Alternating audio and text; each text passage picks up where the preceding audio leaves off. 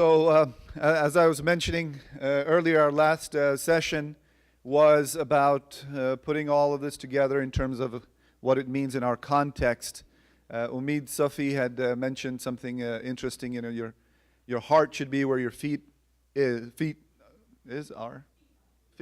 Okay, that's it.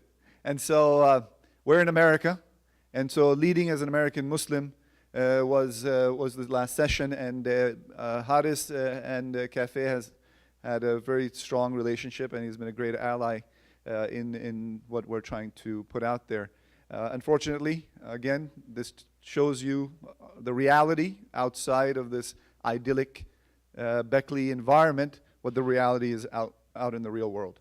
And so he was pulled away. But we are fortunate we have a policy analyst from MPAC with us, Saif Inam, and he's going to tell you a little bit about MPAC and what they do in action. So here you go. Yeah. And following this, Harun's going to pick up and tell you a couple of stories to kind of contextualize this. Assalamu alaikum. My name is Saif. I am a policy analyst with the Muslim Public Affairs Council. As stated, Haris was supposed to be here, but hey, now you get somebody that's hipper and better looking. So no, but Haris is a wealth of knowledge and experience in DC, and it's sad that he couldn't be here, but I will try and convey as much of his experience as possible.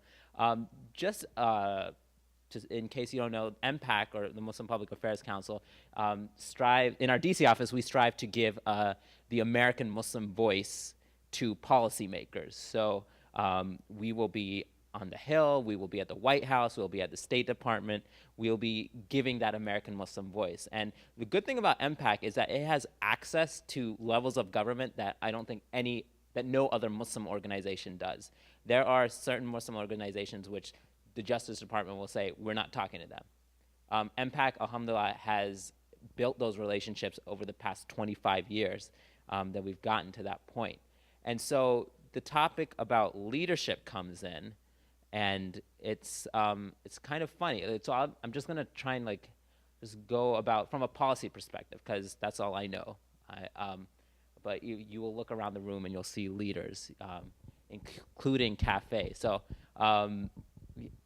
let's say, so what we've found is when you're leading in the Muslim community, you'll see that diversity is an institutional challenge and an opportunity. So it's an opportunity in that you see that there's a rich, diverse experience of people, races, ethnicities. The American Muslim community in America, the Muslim community in America is the most diverse in the world.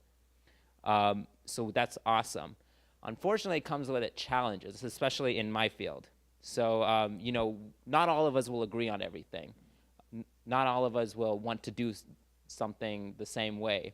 And from that, you get a lot of people that, the term is, I don't know what the professional way of saying it is, but haters gonna hate, right? So, for example, the White House iftar. A lot of people didn't want us to go. They said you should boycott it. We don't agree with the president's policies, so don't go to the iftar. And as leaders in the community, you have to make a decision. What do you do?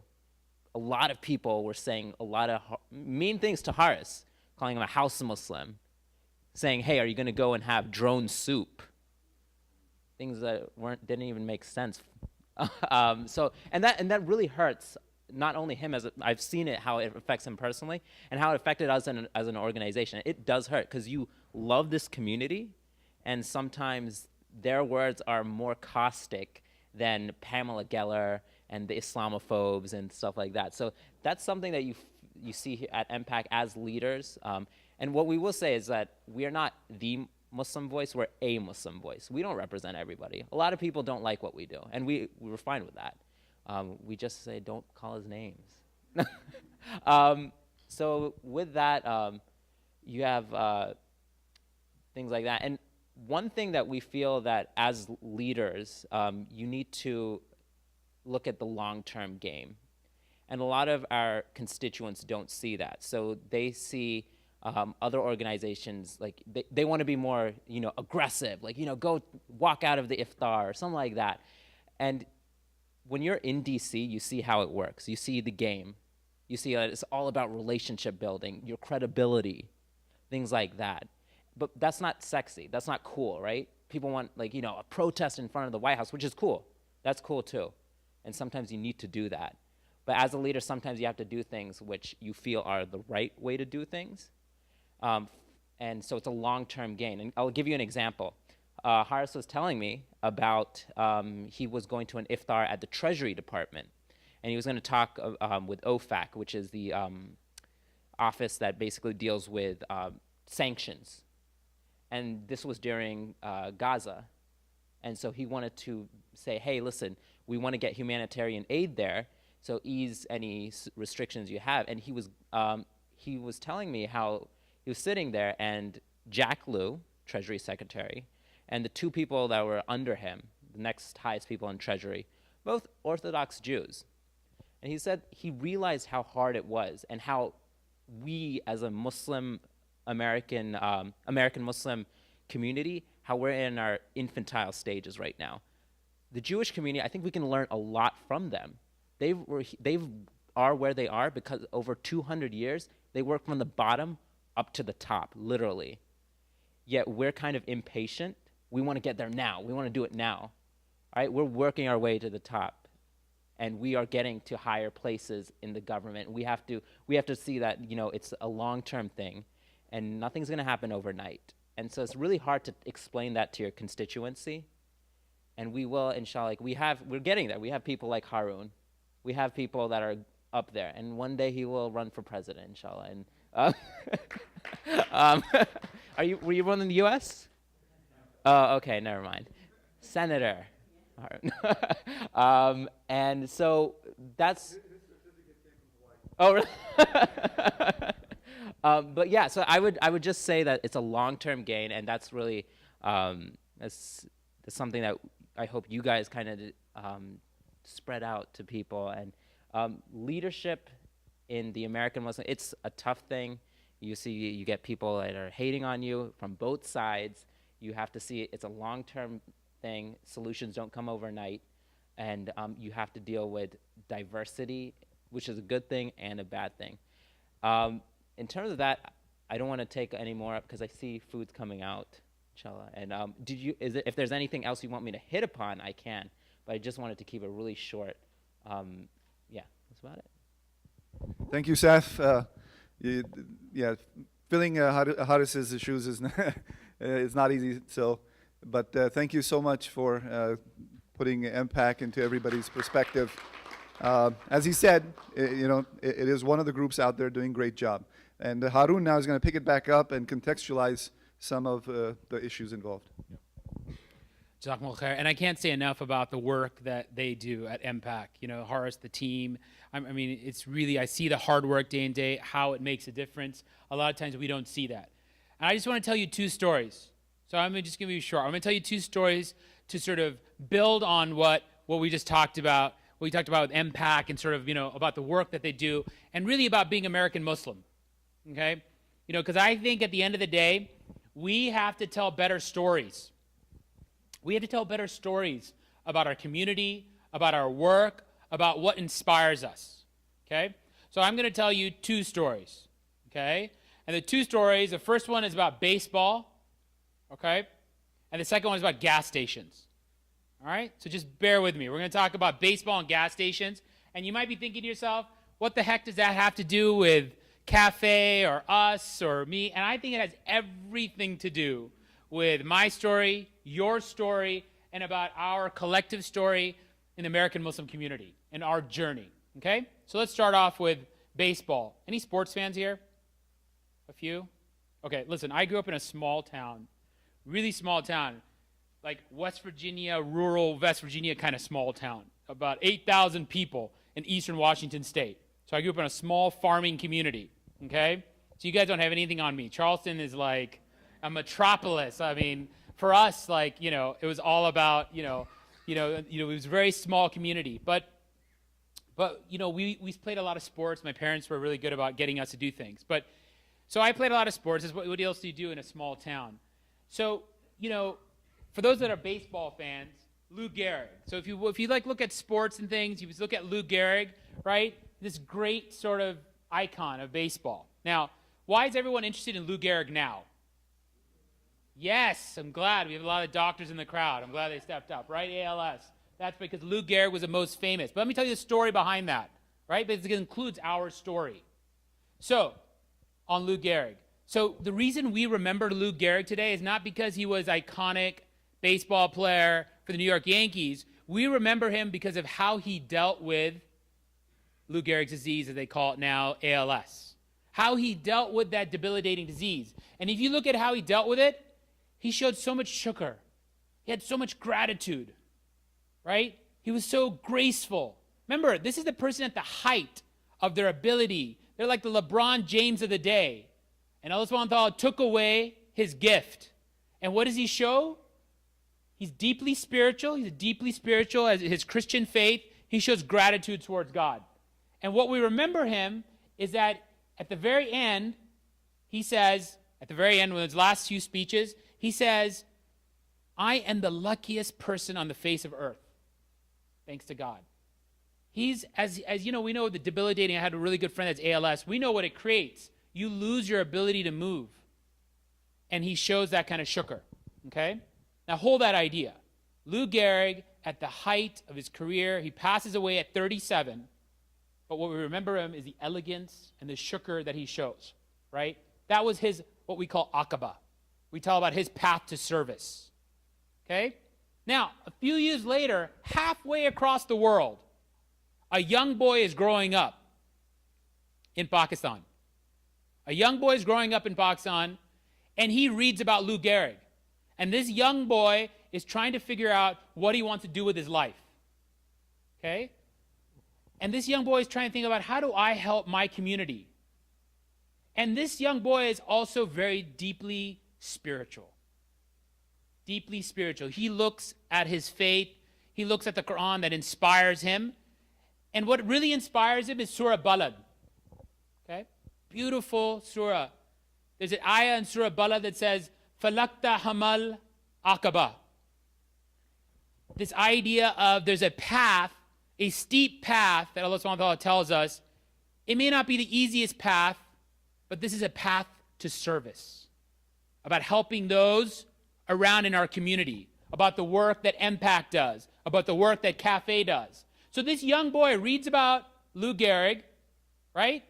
And he decides that his aqaba, his path to service, is to work on diseases, rare diseases like ALS. He wants to find a cure.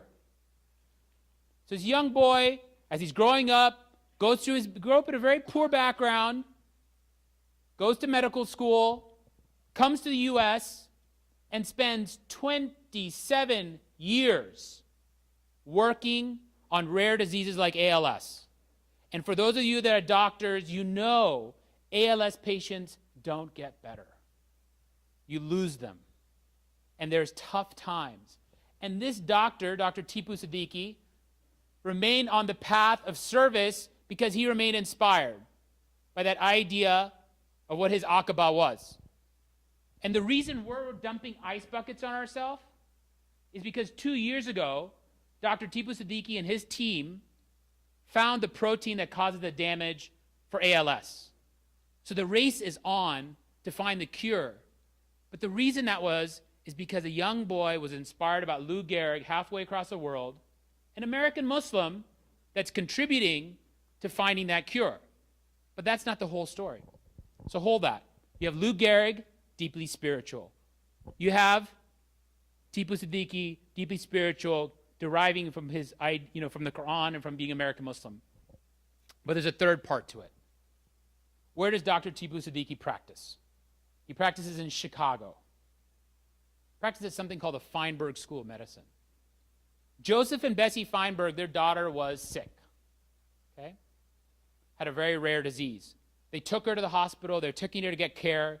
She didn't get better. But they got great service. They got great service from that hospital. Their daughter ends up passing away. Now, this family also deeply spiritual. The Jewish family, they decide in terms of their philanthropic efforts, they're going to endow a school of medicine with a special focus on rare diseases. Okay? So in America, you have, in their own ways, three very different people, both deeply spiritual, on their own paths of service.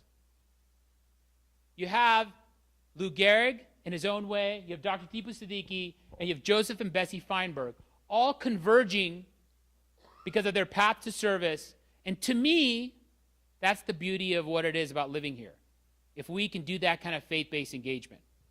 So when you think about ALS and all the rage that's going on social media, think about Dr. Tipu Siddiqui. Think about what underlies that. That's part of our story. That's a story we need to tell. And I'll leave you with this following story. Just talked about baseball. Now we'll talk about gas stations. All right, now gas stations. Like I said, I grew up in a small town, and gas stations were like the shopping mall to us.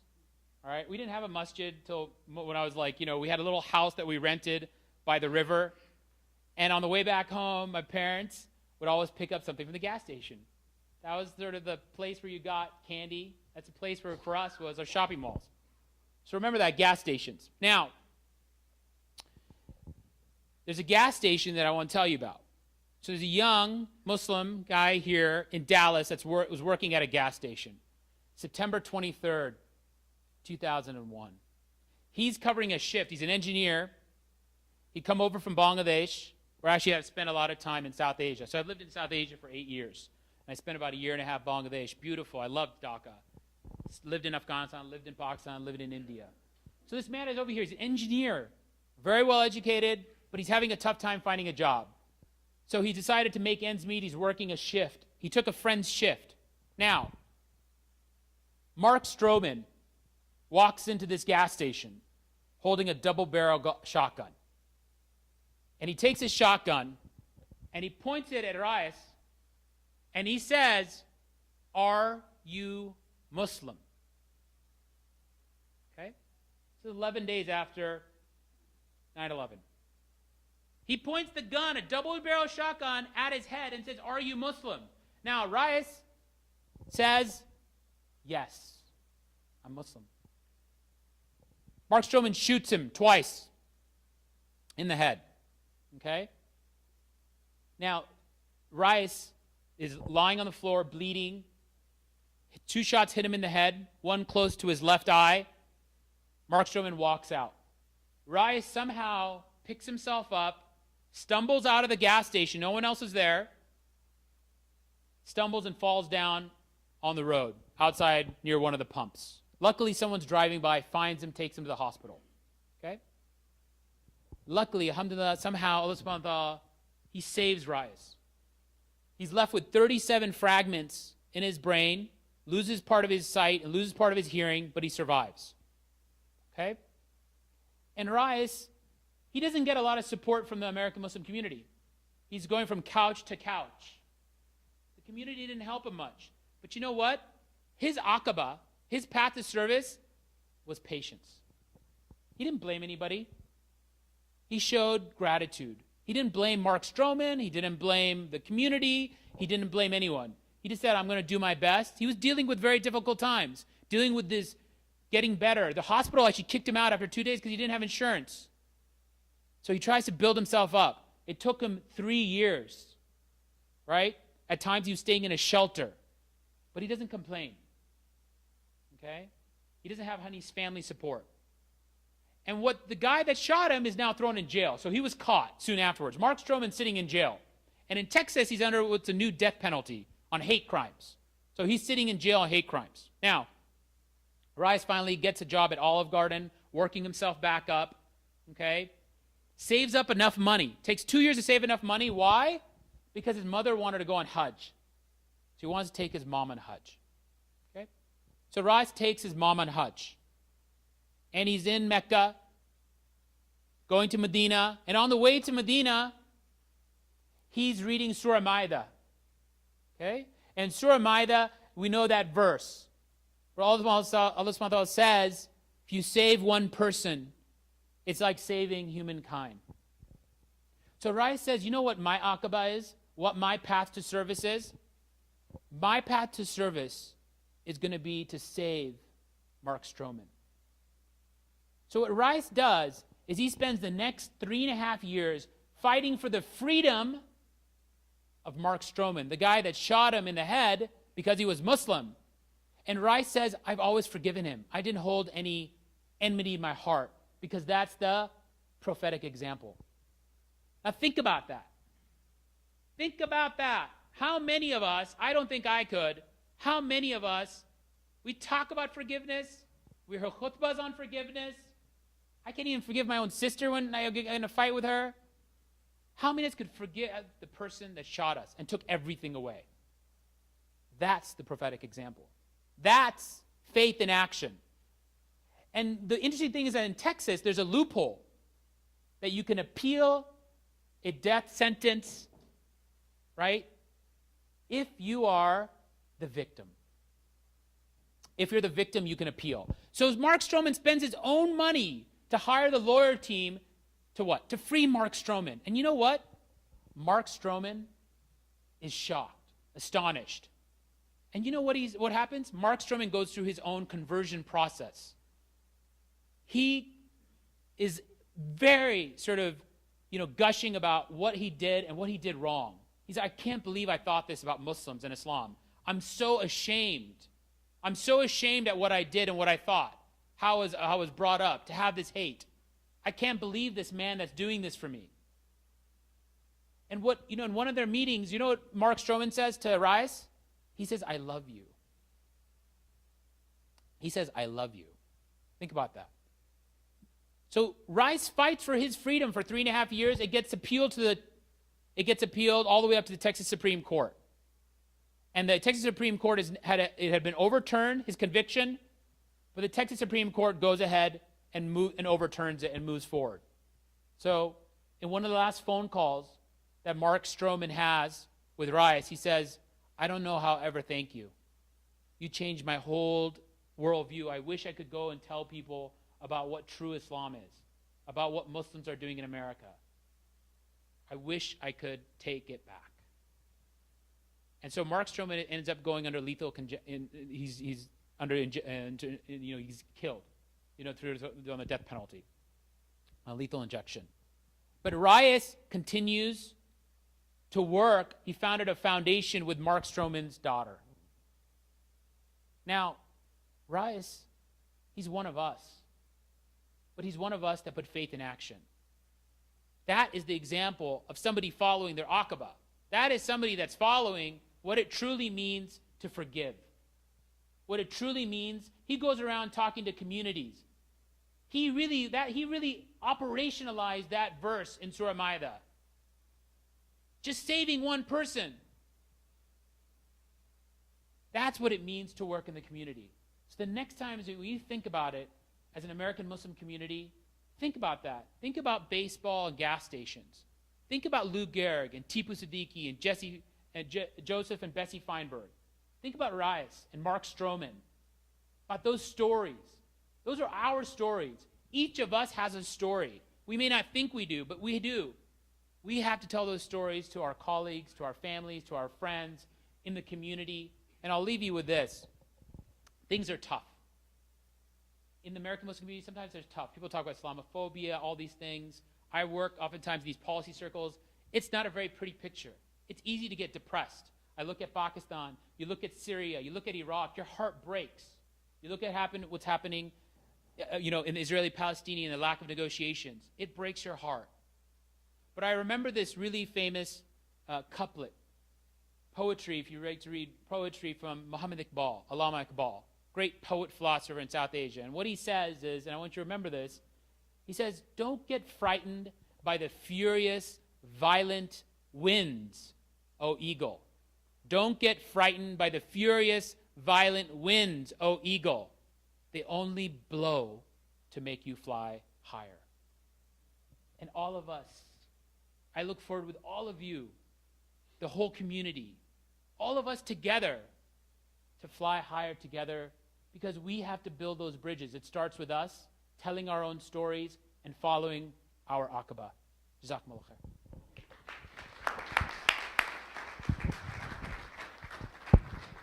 That was a unplanned but brilliant ending. I mean, I don't think we could trump or have planned to conclude like this, so I want to thank Harun. He came up to me and said, I've got 2 stories, it's got to be said. And we said, okay. No idea where this is going to go, but it's a perfect fitting for what we've been doing for the last day and a half. And so lunch is going to come out at 12:30. It may still, they're, I think, doing it right now. So I'm going to try to wrap things up today by moving quickly to concluding remarks about what we just did for a day and a half. I want you to think about what the objectives of the retreat were. We wanted to network. We wanted to share thoughts and contemplate. Okay? We wanted to connect with another person. We wanted to be in the right conversations. Conversations that are going to move us forward, not keep us spiraling. Okay? And so a lot of times we get together to vent. But venting is good. You need catharsis. That's also necessary. You need sometimes just to get things off your shoulder. But we can't stay there. And so the idea is, how do we move forward together? And so that was those were the objectives. So to recap, we wanted to anchor our own cafe retreat within our own paradigm. And so we selected Surah Al-Insan. And if you, in your packet, you had a little description of it. So I want everyone to go home and read that surah and remember what we did and covered in this day and a half. And the surah is about humanity and our call to service and how we can actualize, operationalize that. And there's a verse in there, we talked about it this morning, we mentioned it, لا نريد منكم جزاء ولا شكورا. We have no desire for any sort of reward or recompense or thanks. We are doing this because that is our call and to respond to that call. So that's one task for you. We talked about transformation, and Marilyn, from her perspective and a huge experience, showed us a diagram of what it means to go from I to we. I understand that's a paradigm coming out of a different set of backgrounds. But the Prophet said wisdom is the property of a believer. They have a right to it wherever they find it.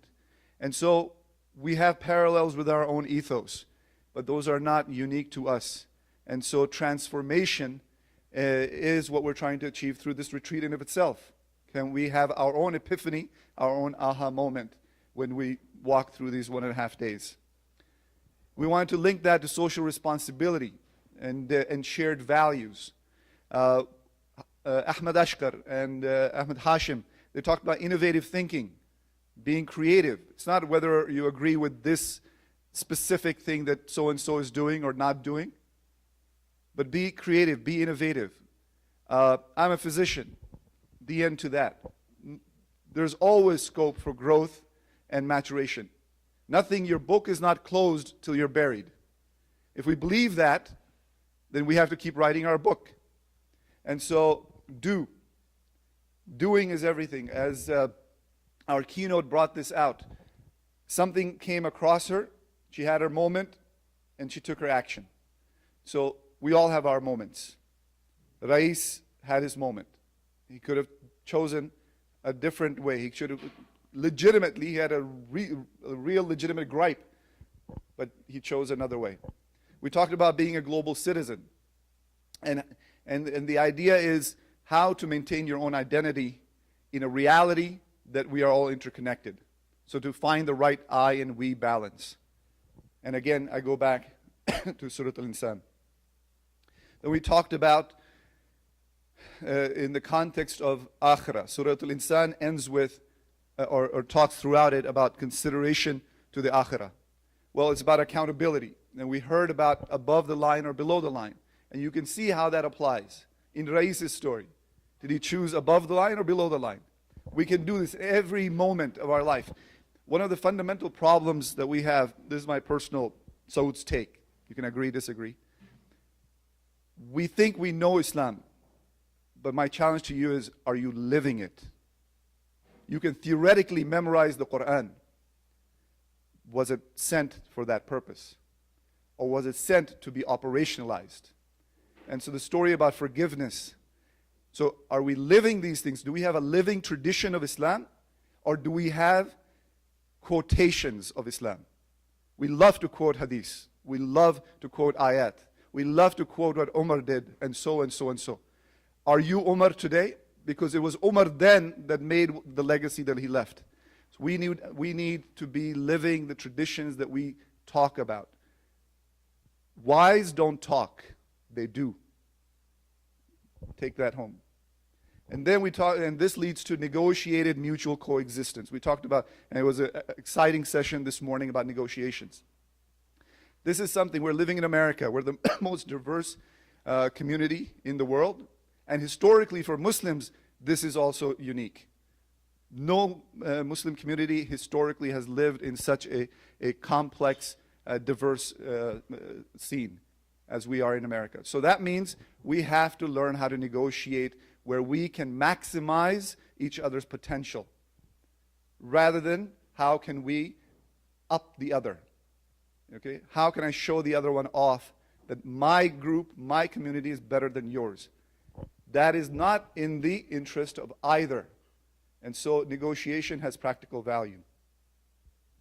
America, and we touched upon this, and the last session complemented this point about context matters. We have to be conscientious. Syed talked about the White House iftar. Conscientious pragmatism. This is a term I want you to try to understand. We have to be mature, and the people have to see maturity in us, that we have the capacity to sit at the table and talk, not give in, but have a conversation. But you have to be respected to be sitting at that table. If you keep doing these tactical performances, walkouts, anger things, these are childish, right? These are kids that tantrums. These are childish levels. So we need to mature where we in life, what life teaches us, what? We get tragedies and you have to deal with that tragedy. You can't just walk away from your tragedy. So you have to negotiate your life to live with your tragedies and your highs and lows. And so same thing applies. So when you're engaged with other people, you have to be pragmatic, but you have to be conscientious. It's not, you have to keep your interests in mind and move forward with that. And so that's what we've tried to do, put together, can we imagine something better for us here? We wanted to actuate, operationalize social leadership in all its different kind of facets. How can we live with vision and purpose that's consistent with our tradition, rooted in our tradition? And we have to balance this. We have to balance the mental, the spiritual, and the practical. If they're not in synergy, or if they're in negative competition, one at the expense of the other, then you're losing out. Nobody else is losing out. So balance is an area of tension. Okay? Comfort zones are in the extremes, because you cocoon yourself, you shell yourself, and it gives you comfort. But the religion says, take the middle way. The middle way is not about positioning yourself in negotiation. The middle way is where the maximum tension is. So if you think about a room, 4 corners, and if you put something, a kind of like a trampoline, think of a trampoline, where's the maximum tension? It's going to be in the middle. Because that's where you have to balance all the pulls. And that is what we've been asked to do, is to balance the tensions. And so I want to thank you, everybody that took this journey, the speakers, the facilitators, the attendees, the sponsors, the donors, because it took all of us to reach this point. And this is not about, I know, cafe, people have said great things about cafe, but part of being a cafe is the idea of you can have differences of opinion and views, but we can still move forward together. And we want to leave you with one action item. What is the one thing you would commit to based on what you learned here. Just one thing that you want to commit to. So I'll commit, and this is the hardest thing to do, I'll commit that when I recognize that I'm below the line, that I will acknowledge that I am below the line, and normally when you're below the line, you are at fault at some point. So that I will say I'm sorry regardless of who that person is, whether it's my son, my daughter, my wife, my colleague, my friend, and whatever the consequences are, the first word that's going to come out of my mouth is I'm sorry, because that's the first thing that Adam did. He said, look, I screwed up, I'm sorry, what do I need to say to be saved? And Allah subhanahu wa ta'ala said, here are the words you say. He said, okay, and then, the story started. So I will say that I'm sorry. Perfect. Anybody else who wants to volunteer? I mean, you don't have to, but at least setting an example of putting yourself out there. Let's do brother-sister. Well, okay, Shahna. I think the last time when I attended the leadership conference, it does have a very profound effect on me, and I come up with that I need to make certain changes. And one of the things that I really need to build on after this retreat is, and I'm talking about my personal experience here, I think sometimes we are too focused, I was too focused on becoming a Pakistani or a good Pakistani or a good wife or a good Islamic Association volunteer. And I really think so that I need to focus myself more on becoming a good American citizen, because when I ask for my rights, I need to kind of go and reach out in the communities more, where I can be seen as a Muslim American with a Pakistani background, all of that, but I have something in common with them, that I will go and work on food, shelter, and products. Beautiful. Any other takers? We're going to alternate. Well, we'll go to Tahir. He had his hand up. Yeah, I'll pen down concrete goals for the next year, as we started this morning. I will try to be those 3% people who actually put down the goals and follow those. Yeah. So I was particularly moved by the session where we talked about optimism. So I think, I've had a very difficult year. I know a lot of people have been going through struggles, particularly if you have a home country and there's disaster and things happening. So I make a commitment to be more optimistic and to put that as part of my daily practice and incorporate that into my practice of faith. Optimism. I'm going to struggle to change I, my to we, and follow that Fibonacci series thing. Ruby's listening. and I'm writing. Yeah, write down. And then the social angle to that is my contribution to just not my community, but my local community, where I live, where I would serve. And of course, remember baseball, gas station. Try to remind myself with those 3 goals I have. Wonderful. Anybody else? Okay. Well, thank you once again. I think lunch is ready, and so we'll switch over to lunch, and then after that, one housekeeping. I almost forgot. So if you have not given your email to Feroz, or he does not have your email address, please do. And if you're on Facebook, and if you want to be friends, then let us know, because we have a Facebook page specifically for those who attended the retreat.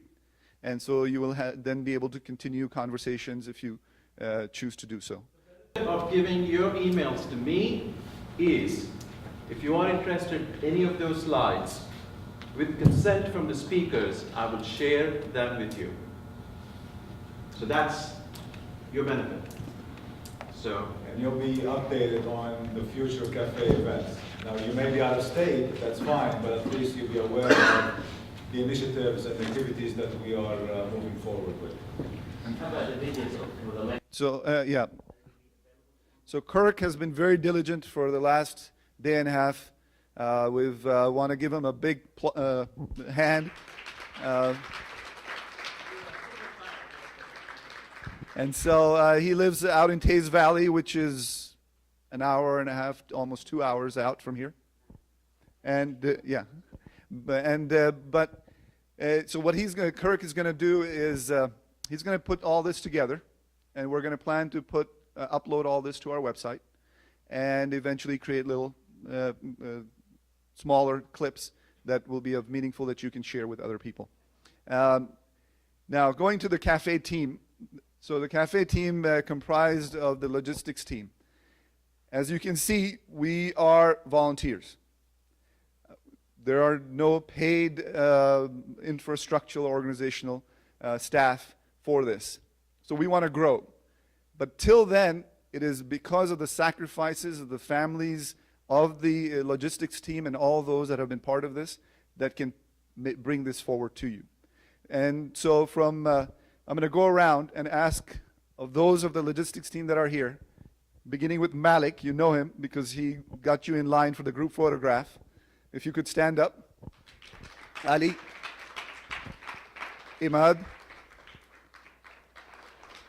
Fazl, Feroz, Anil. I'm missing anybody here? Yeah, no, our Turkish friend who kept us laughing, and Asad. Hussein is one of our, stand up. So it's because of these folks and their sacrifices. But now I'm going to step back one more. It's because of their spouses and their families' sacrifices. So we're going to give a hand to their families. Thank you all. And last thing, I'm going to end with this. So whatever happens in Vegas, stays in Vegas is what I started off with. Okay, not in our case. Whatever happened in Beckley should not stay in Beckley. You need to take it to your networks and spread the word. Jazakallah khair.